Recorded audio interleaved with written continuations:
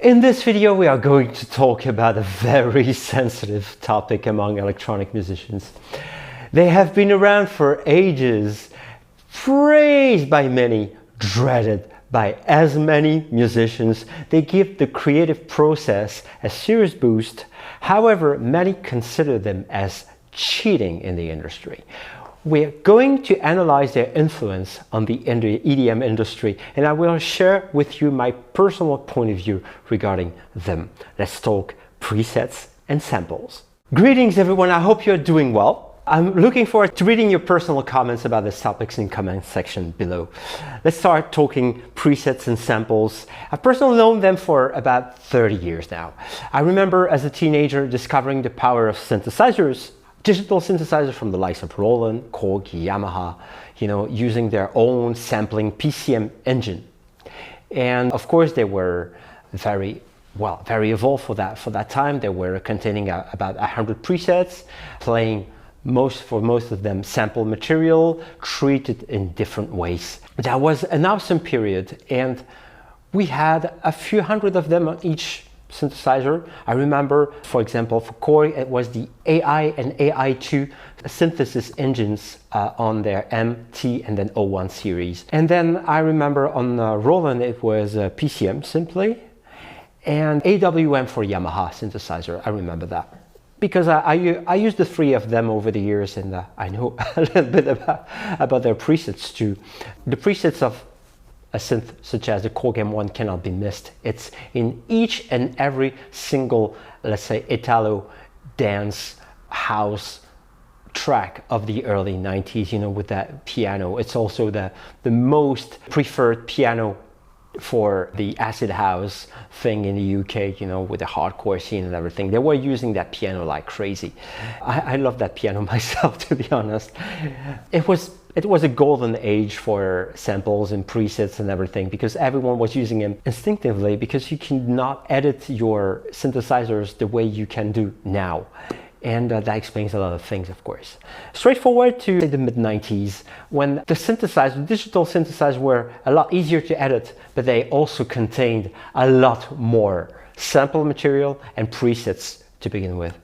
And from there, the quality exploded, but also the quantity of presets. It was a golden age, and you can spot, for example, the pizzicato strings of the JV1080 or the JV series overall from Roland on all the records, the very first records from the likes of Faithless, and countless dance songs of the mid-90s. Other examples, there are so many to tell, but Korg makes no exception, with a lot of sounds that can be heard, very groundbreaking records from the late 90s, specifically their Trinity series, a very good series of synthesizers that they developed. That was the continuation, let's say the follow-up to the AI series, O1 X series and everything. So it was amazing. You had hundreds of presets and so on and so on. At the same time, dance music was exploding, so it made use of all these preset and sample because it was very convenient. And as I said, editing was not as convenient as it is right now with digital and virtual instruments. In parallel, we have the sampling.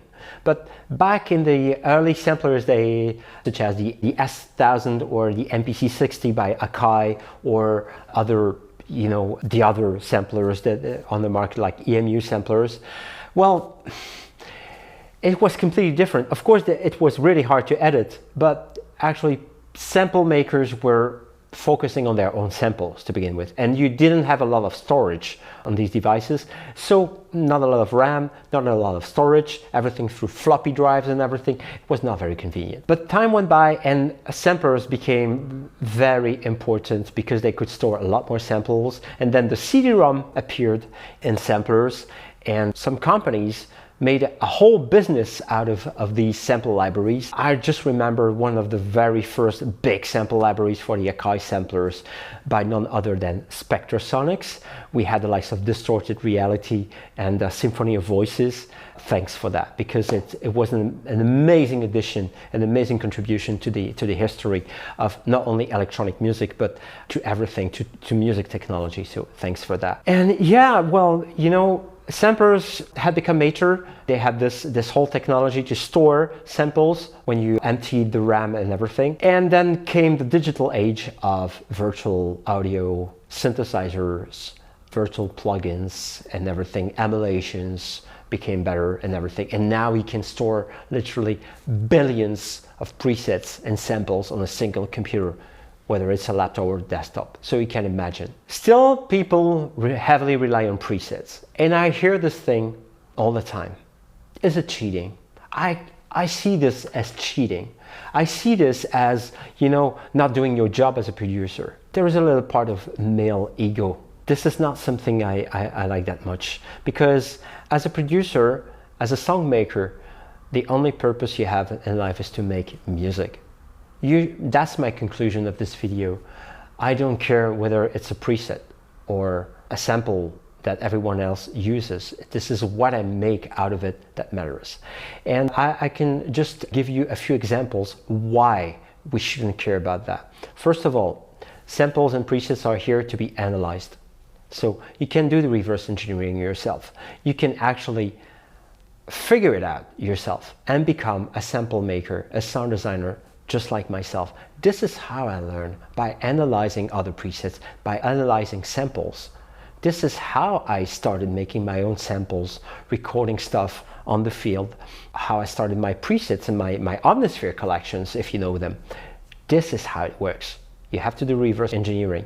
And as a musician, it's cool to make your own presets and use someone else's on top. It gives you this incredible flavor that no one else has. So there is no debate here.